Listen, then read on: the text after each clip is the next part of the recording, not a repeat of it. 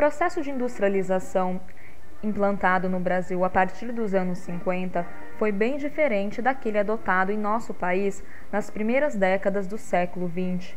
Entre os anos de 1920 e 1930, a prioridade do governo era construir uma infraestrutura necessária para promover o desenvolvimento industrial. Já a partir de 1950, os governos deram ênfase à política de substituição das importações ao apresentarem grandes projetos visando tornar, sobretudo, o Brasil autossuficiente.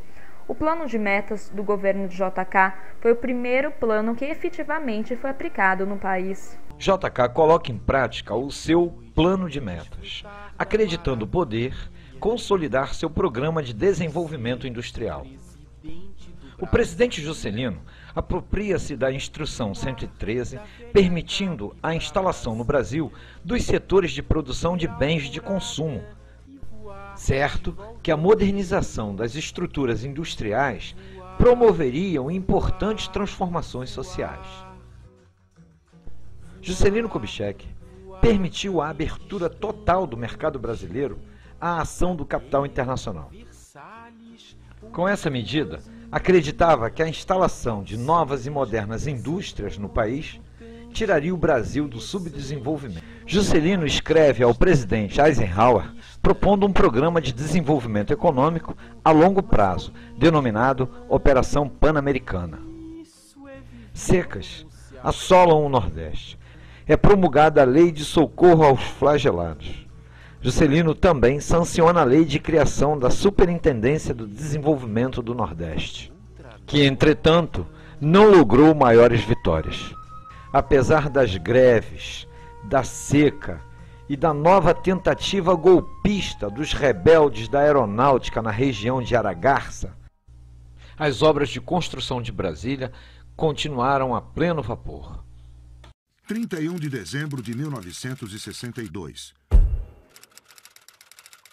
No último dia do ano, os brasileiros ouviram o presidente João Goulart às 7h30 da noite em rede de rádio e televisão. Àquela altura, o governo dava como certa a vitória do não ao parlamentarismo. O plebiscito aconteceria dali a uma semana. Com o presidencialismo, Jango tinha a oportunidade de relançar o seu governo. Dias antes da fala de fim de ano, o presidente lançou o Plano Trienal de Desenvolvimento para orientar o governo até o fim do mandato, em 1965. O economista Celso Furtado e sua equipe conceberam e escreveram o plano em 3 meses. O plano falava em levar a inflação de 50% para 25% ao ano no final de 63 e, ao mesmo tempo, manter o crescimento anual em 7%. Para fazer isso acontecer, o governo deveria economizar recursos para investir em áreas estratégicas e para evitar mais emissão de cruzeiros. Ao setor privado, caberia o investimento em infraestrutura, ainda que planejado pelo governo. Além disso, os aumentos dos salários dos trabalhadores precisariam ser contidos. Para os funcionários públicos federais, por exemplo, o aumento não poderia passar de 40% ao ano, menos que a inflação. Ou seja, o plano de Celso Furtado prometia dificuldades para todos. Por exemplo, já em janeiro, o governo cortou subsídios de importações para diminuir seus gastos. Petróleo, trigo e papel de imprensa, entre outros produtos, ficaram mais caros. Outro exemplo, para ajudar na contenção dos preços, o governo dificultou o endividamento das empresas. O país precisaria também conseguir um acordo com o nosso principal credor, os Estados Unidos, para facilitar o pagamento da dívida externa e, assim, poder continuar pagando as importações que a indústria precisava para manter o seu crescimento. O plano também não agradou a outro setor que fazia parte da base de apoio de Jango, os que queriam imediatamente as reformas de base, agrária, bancária, urbana e universitária. Furtado dedicou um capítulo do plano a elas, mas não seriam medidas imediatas. Entre os desagradados por isso estavam Leonel Brizola e o Partido Comunista Brasileiro, que apesar de estar na ilegalidade tinha considerável influência política junto ao segundo escalão do governo e aos sindicatos. As dificuldades políticas cresceram e o governo Jango foi rapidamente abandonando o plano. O corte dos subsídios logo caiu. Também o aumento do funcionalismo superou os 40%. Celso Furtado, em junho de 1963, perdeu a pasta do planejamento que Goulart havia lhe dado no governo presidencialista. Dias depois da demissão do ministro, o governo acabou também com o próprio Ministério do Planejamento. A substituição do plano trienal tampouco iria contemplar a esquerda. Em 1964, o governo militar destituiu o presidente João Goulart, instaurando assim o governo militar. O PAEG, Programa de Ação Econômica do Governo, foi o primeiro plano econômico do governo militar. Seu foco: estabilidade dos preços, aumento de investimentos diretos, reformas bancárias e tributárias, acertar o déficit da balança de pagamentos, diminuição dos desequilíbrios regionais. 20 trilhões e 700 bilhões percentuais de inflação acumulada num período de 15 anos. Foi com Getúlio Vargas, a Segunda Guerra e a industrialização que o Brasil conheceu o cruzeiro. Ele voltaria ao cenário muitas vezes e é com ele que começaria o trilionário mergulho no abismo da inflação. E durante o período militar, houve uma acumulação imensa de tensões, vamos dizer assim, nas finanças públicas e muita inflação reprimida. Em a democracia, em 1985, a inflação brasileira está na faixa dos 100% ao ano. Já não era pequenininha no final do governo militar. No final da administração do presidente Sarney, que foi o primeiro governo democrático que a gente tem em tanto tempo, o último mês do governo Sarney foi de 80% ao mês de inflação. Ou seja, como é que o Brasil vai de 100% ao ano para 80% ao mês? A década de 80 passou pela experiência de vários planos de estabilização. Naquela oportunidade, esses planos tentaram tratar um doente com um tipo de medicamento que era errado. Os planos de estabilização, como o plano cruzado, eles identificaram na origem do problema a febre do paciente. Obviamente deram um antitérmico e com esse diagnóstico errado, certamente não levou a economia a lugar nenhum. Nós tivemos então uma sucessão de planos de estabilização que foram um completo desastre. Inicialmente as pessoas não entenderam direito e depois, como realmente a inflação foi derrubada, houve uma adesão completa, né? Agora, veja bem, ela foi derrubada e as pessoas aderiram porque eles fizeram o congelamento de preço, né? A adesão foi tão grande que criou-se até os fiscais do Sarney, pessoas que fechavam um supermercado, que estavam remarcando o preço. Um plano cruzado, que foi o primeiro plano mesmo, assim, mais forte que eles tentaram fazer para deter a inflação, no primeiro momento foi até interessante para a gente ter uma semana, pelo menos um mês de preços estáveis. Era super interessante para a economia, as pessoas estavam mais animadas, estavam querendo comprar mais, querendo gastar mais, e a gente tinha como também ter uma ideia melhor do que estava acontecendo com o pequeno comércio da gente, né? Mas quando a política entrou no meio da economia, que eles proibiram o Funaro de reajustar os preços de 3 em 3 meses para que as empresas começassem de novo a colocar os produtos no mercado, entendeu?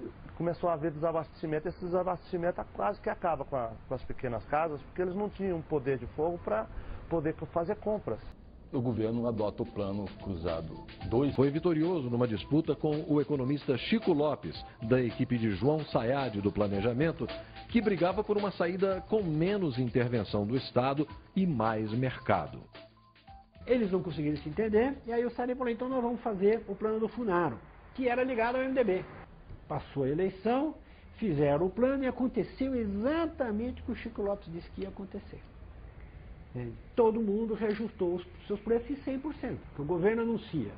O preço da gasolina, do cigarro, de bebida, de não sei o que, não sei o que, está aumentado em 100%. Aí o que você é dono de uma loja da esquina, o que você fez? Aumentou também, todo mundo aumentou 100%. Foi o que aconteceu. Aí todo mundo deu aquele aumento geral de preços, aí o desrespeito ao congelamento foi total. E há uma reação popular que nunca tinha sido visto também.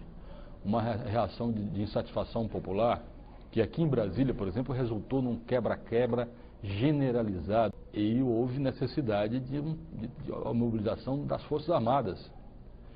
Ainda teria o lamentável episódio da moratória, né? O Brasil ainda quebrou no cenário externo, ficou sem dólares, teve que fazer a moratória e fez a moratória não porque foi uma decisão política, mas porque acabou o dinheiro, acabaram os dólares. Quando eu tive que fazer o plano Bresser, eu sabia que aquele plano era um plano provisório. Eu não tinha tempo de fazer o ajuste fiscal necessário enquanto fazia o plano, eu não tinha tempo de preparar o plano, porque o mundo estava caindo em volta de mim. A inflação estava em 26%, as empresas estavam quebrando, o país estava em moratória. Era preciso fazer um plano que pusesse minimamente a ordem na casa. Aí tem o feijão com arroz com maiúsculo, né? Diz que esse plano era bobagem, etc. Vamos fazer feijão com arroz, né?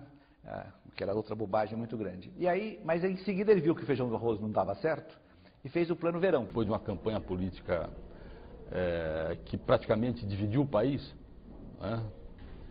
Ele assume com uma inflação de 80% ao mês, quer dizer, é uma coisa, realmente é um desafio, e ele simplesmente faz um confisco de todos os ativos financeiros do país, né? Ele confisca tudo e deixa todo mundo com 50 cruzeiros, né? Do governo, né? O nosso Itamar Franco, né? Que eu considero um presidente importante no Brasil e um patriota, né? Ele não sabia nada de inflação e ele então o que fez? Ele nomeou um ministro da Fazenda. Esse ministro da Fazenda não resolveu o assunto, ele demitiu o ministro da Fazenda, nomeou outro. Não resolveu, demitiu esse ministro, nomeou outro. Começamos criando o chamado PAI, Plano de Ação Imediata, que era um pouco arroz com feijão. Quer dizer, vamos segurar o orçamento, vamos cortar o orçamento para 50% dos gastos, vamos, enfim, tomar certas medidas de recomposição da verdade fiscal, vamos produzir para o ano seguinte, foi em 93 para 94, um orçamento mais realista, orçamento de verdade, vamos chamar tapar os ralos, que era do desperdício, que era muito grande mesmo. Estava pronta a medida provisória que criava o RV e, na verdade, criava também o real, porque ali estava escrito já que quando a URV fosse impressa como dinheiro, papelzinho físico, ela mudaria de nome e passaria a se chamar real. Quer dizer, o real nasceu no dia 28 de fevereiro de 1994. Chegou no real, o pessoal dizia, olha, não pode ter congelamento e tem que ter controle das contas públicas. E daí que veio o tal Fundo Social de Emergência. Que é mentira, né? Que não é fundo, não era social e não era de emergência. Era só um modo de controlar o gasto público. O Brasil está, desde o início dos anos 80, basicamente estagnado em termos de produto por habitantes. Portanto, tem uma geração inteira de brasileiros que nasceu em 1980, por aí, que não sabe o que é crescimento econômico sustentável. A partir de 1995, terminada a alta inflação inercial, o Brasil, infelizmente, passou a ter uma outra doença, que é a alta taxa de juros e a baixa taxa de câmbio. Há toda uma argumentação dizendo que se o governo baixar a taxa de juros, a inflação volta.